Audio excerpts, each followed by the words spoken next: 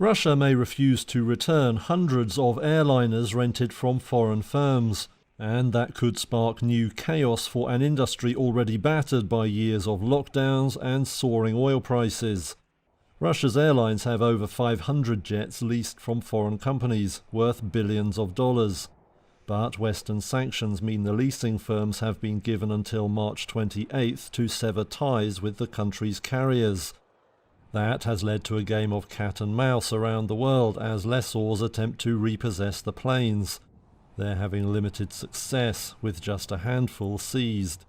Now a draft law published Thursday shows Moscow intends to bar its airlines from returning planes if leases are cancelled.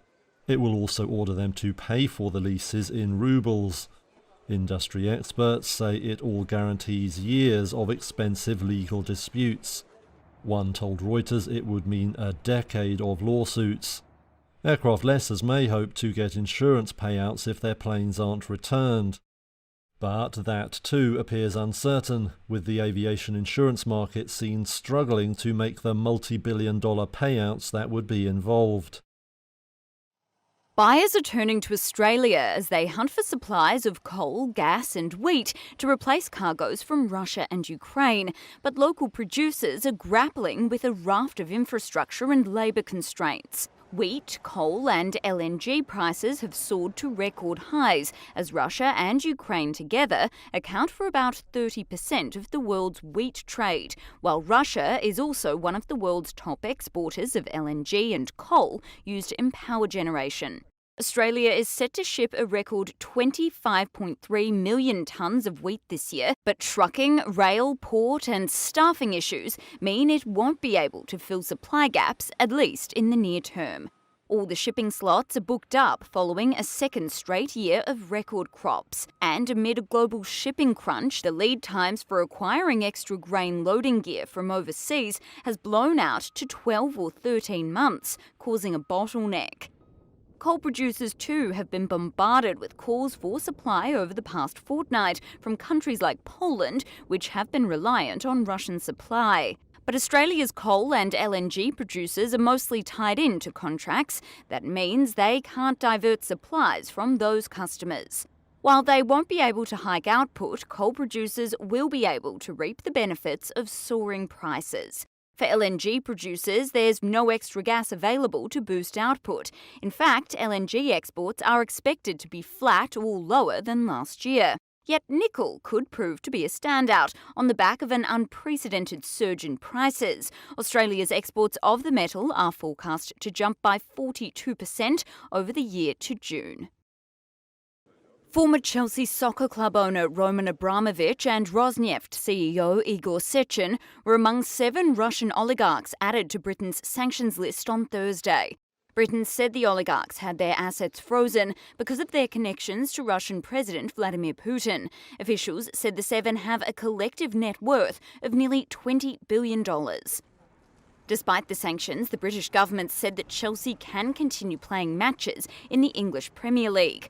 Abramovich had put the club up for sale, but Britain's asset freeze and sanctions on him bar that process under the terms of the licence granted to the club. Britain's Minister for Sport Nadine Dorries said the government had issued a special licence to enable Chelsea to play fixtures, pay staff and enable ticket holders to attend matches. She said the government did not want to harm the reigning European and world soccer champions. The government said the licence would be kept under review. Abramovich is also the largest shareholder of Russian steelmaker Evraz. Its London-listed shares were down more than 12% in early trade.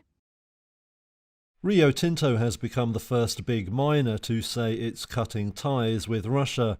The Anglo-Australian giant said it was terminating all relationships with firms in the country.